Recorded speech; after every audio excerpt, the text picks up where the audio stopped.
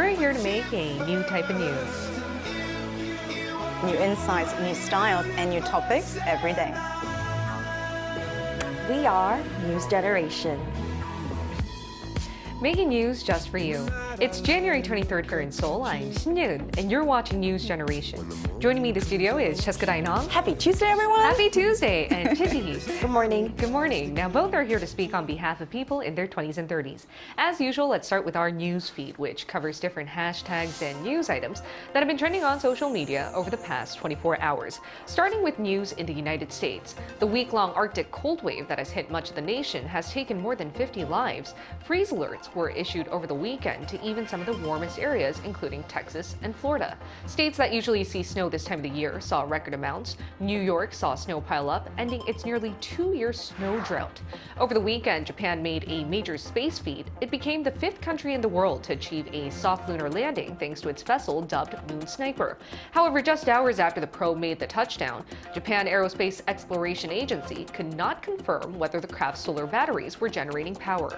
It later found out that if sunlight hits the moon from the west, there was a possibility of power being generated again. The agency on Monday said it's currently preparing for restoration. Now, here in the greater capital region, it costs at least $7 to have a proper lunch. That's according to KB Card, which surveyed how much male office workers in the capital region spent during lunchtime. The Korea Consumer Agency found that the average price of commonly sought food dishes in Seoul back in December rose by 6% compared to a year ago.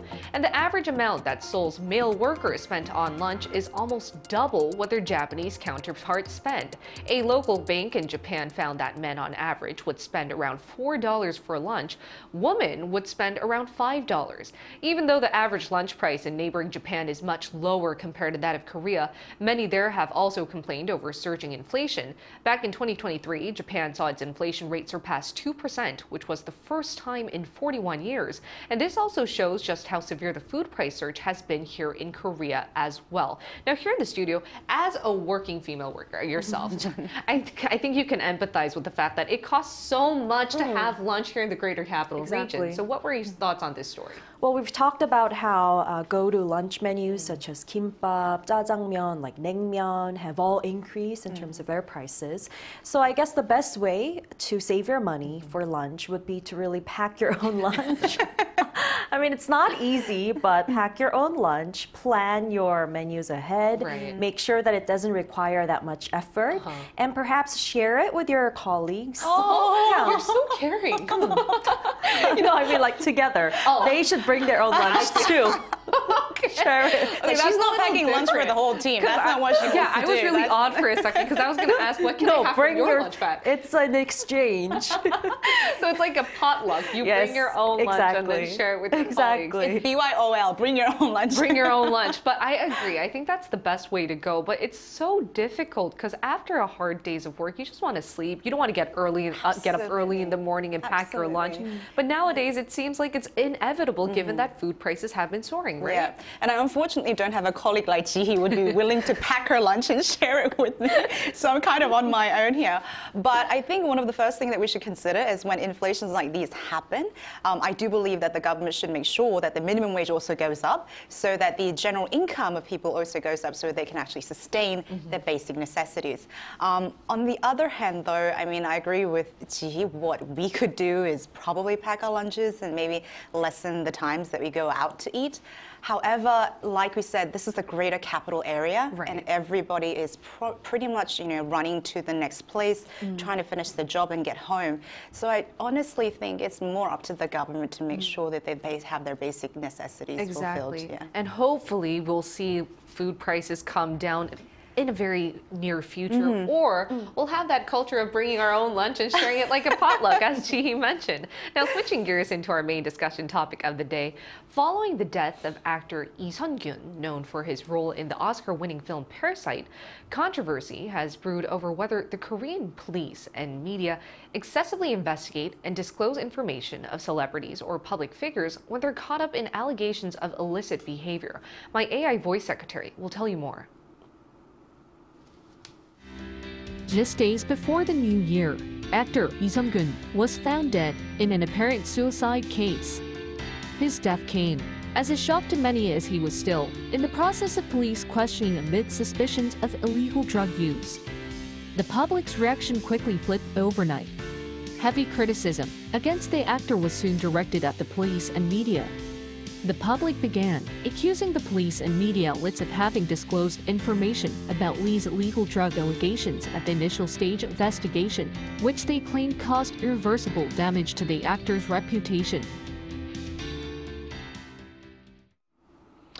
It's not just LeeSunkyun who had his personal life revealed to the public. Recently, South Korean actor KangKyungJun was caught up in an infidelity scandal, and previous chat records of him allegedly cheating on his wife went viral on the internet. So it's no longer surprising how we're easily accessing public figures' personal lives and even their deepest chat records online, which has spurred immense controversy. So Cheska, why don't we start here, starting with LeeSunkyun? What types of controversies have spurred from his death? Sure. The incident that sparked the controversy happened just less than a month ago.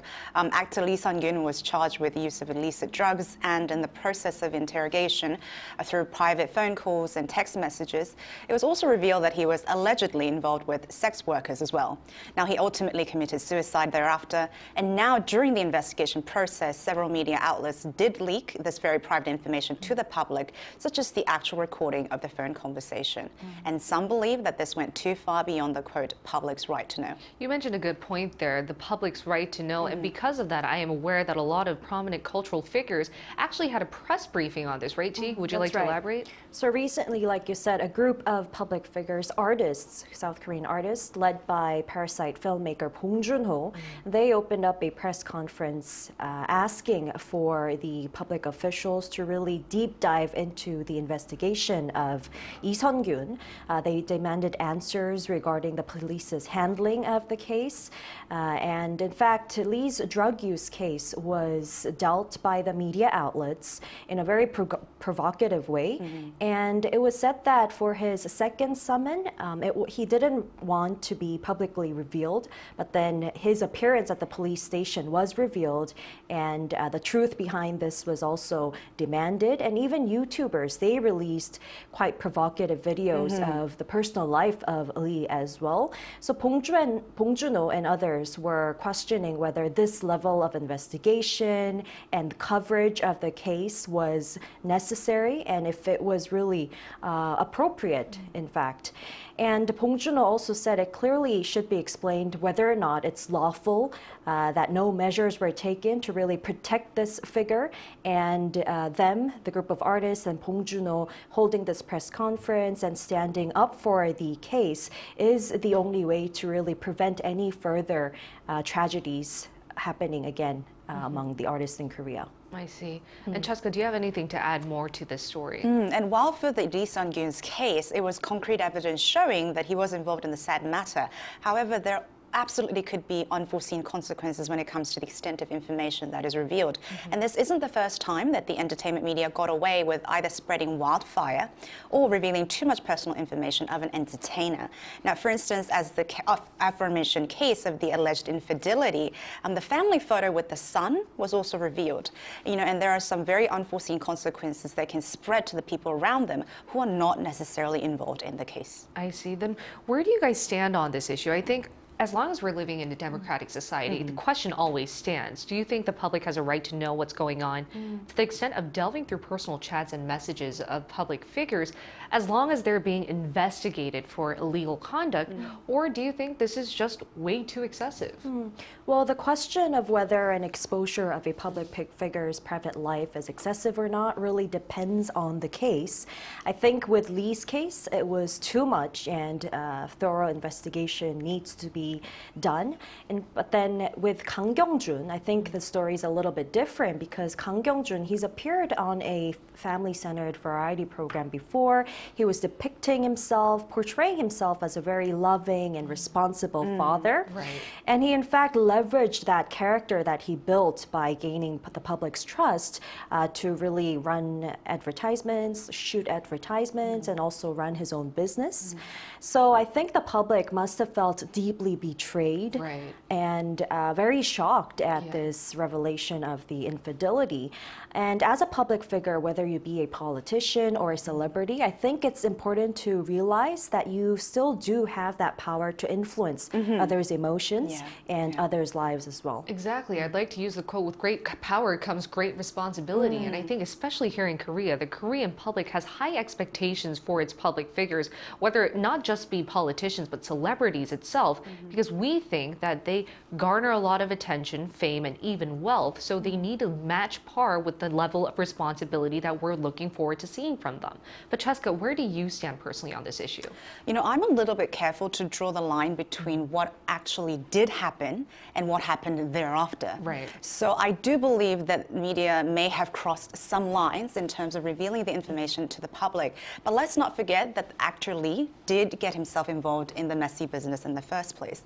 Now, having said that, as for the infidelity case of the male celebrity, as a public, I would rather know more about the politicians who are running our country, who are making laws that directly affect the livelihood of my choices to vote for them, rather than someone's dirty laundry or personal business. Because I think those are two separate matters. And yes, as a public figure, whether that be an entertainer and especially politicians, the position does come with certain responsibilities. And I do hope that people who are in those positions do truly understand this, and so do the media, because in this particular case, I do believe that journalists practice the quote right to know in the not so right places. That is so true. And I think it's really up to media and journalists to give a neutral perspective rather than really bring up that herd collective mindset. Right. And bring on people to have a certain mindset or like a perspective on an issue, even when investigations weren't over. Right. So we'll have to see how media plays out from this point on forward. But in the meantime, we asked our viewers where they stand on this issue, whether information on a public figure's latest scandal or alleged misconduct should be revealed to the public or not, and if so, to which extent it should be revealed. Take a look at the screen to find out what 3 of them had to share with us. Let's start with Cha. Cha said public figures are human too, so I think they have the right to keep some of their privacy. I think if they're not doing something that harms people, it's better to not reveal their privacy too much. You Can Change Elias said, my opinion is that a person has the same right to his personal life outside of the job that highlights him, whether he's a politician or artist, etc., as common people. What has to do with work is one thing, the rest of personal life is personal life. Agamon said, if you choose to be in that position that you have to accept, you'll be scrutinized. Nobody wants to be told what to do by someone who can't handle their own issues. So this is definitely a contentious issue that has a lot of surrounding arguments. But to find out how other countries deal with disclosing public figures' information and what it's like here in Korea, we're going to include a legal expert who can give a very thorough comparison. Stay tuned for our live interview.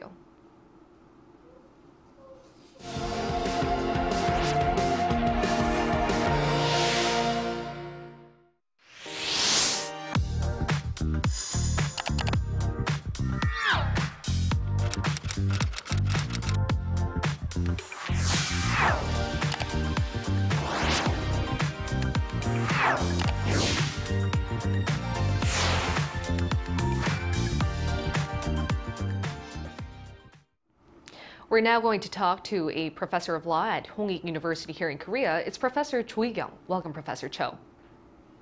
Hello, good morning.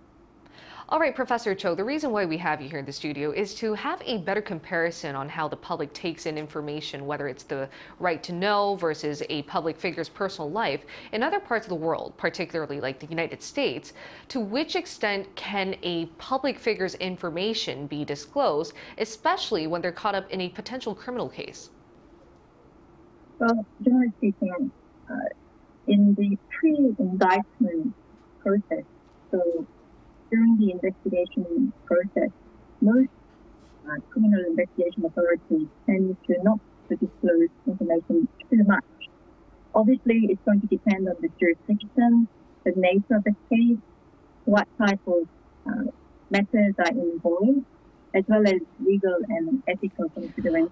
Professor Jo, due to the audio right now, we do have to connect to you one more time. But in the meantime, why don't we continue our discussion first and talk more about this case? Sure. The reason why I want to compare the cases of how we view public information and public figures' personal life here in Korea to other parts of the world is I believe that South Korean public has a very unique trait. What do you think that is? You know, I'm so glad that you brought that up because we were just discussing this off-air right before we started. But I think there's a different sort of reception when it comes to, just to give you an example, the United States versus South Korea. As you know, there are blasts and blasts of some unbelievable cases that are revealed to the public in America. However, a lot of celebrities go either through rehab or, take a pause on their career to, take care of their lives and then come back to the scene. Right. And they're not as heavily or harshly criticized for their moral conduct, as I suppose, as it is in South Korea. But I wonder if it has to do with the fact that because we're such a homogenous society, the very tiny differences or the very, very minute differences loom a lot larger in a country such as ours. As for the moral standard that we uphold in our country, I personally believe it is right for me, but again, I think that is up to the people to discuss. You mentioned a really good point. I do think comparing it with the United States, and the reason why we're doing so is there's so many scandals. There are a lot of unbelievable on different public figures, but I think the public's reaction sort of is different because here in Korea, if a public figure, whether that be a celebrity or a politician, makes a mistake, I think the public is very quick to react. They make a very firm stance and it's quite rigid, so it doesn't really change easily, whereas in the States, there's a lot of marketing tactics. But now, we're going to talk to the same legal expert. I think the audio is ready now. Let's connect back to Professor Cho Young, who would provide an expert analysis. So Professor Jo, let me ask you the first question again. To what extent can information on a public figure be disclosed in places like the United States that seemingly uses this sometimes as marketing scheme? So, as I was saying, it depends. But generally speaking, the broad principle is not to disclose, especially during the pre-indictment process, including investigation of the matter itself and interrogation of witnesses, including the suspect. So in LeeSunkyun's case, there was actually no indictment. This was just an investigation that was conducted by the police, and they were looking at certain evidences and questioning the potential suspect. And during that process, all sorts of private and personal information about the actor was, it seems, intentionally and deliberately leaked to the media because the actor himself is not going to disclose that kind of information. So where could that information have come from? Very true. Only from the police. And even under Korean law, there is actually a principle of non-disclosure before indictment. And this is so often breached that people actually forget that this is the law. But in LeeSunkyun's case, there was really a travesty of justice because this compromises the principle of presumption of innocence. If you have this kind of information leaked to the media, people jump to the conclusion and suspect that, oh, there can't be any smoke unless there is fire, and everyone thinks that he's guilty without any kind of concrete evidence or even having gone through a trial process. And so this was a really terrible miscarriage of justice. It was a miscarriage of justice. And before we go on to the second question, very briefly, how is it handled in the States then? If a similar case were to have happened there, how would the States be revealing information on a potential criminal case? Right. So in the States, the system is slightly different, and they actually use a grand jury to decide whether to prosecute a person in a serious criminal case, such as this sort of case. And there is a very strong and strict principle of non-disclosure in the pre-indictment stage and to protect grand jury secrecy. Just a case in point. In the last few days, we heard the news that actor Alec Baldwin is now being charged by the New Mexican police, prosecution for involuntary manslaughter. Now, nothing of that news was actually released or leaked to the media before the prosecution came out with the announcement that the actor was going to be indicted. And if you compare that to LeeSunkyun's case, you can really see a clear difference. I see. And Chi, would you like to ask the last question? Sure. So what would you say is the appropriate amount of information being disclosed to ensure the public's right to know? you have to consider whether the information being disclosed is really in the public interest to disclose it. Yes. There's a clear difference between what the public is interested in.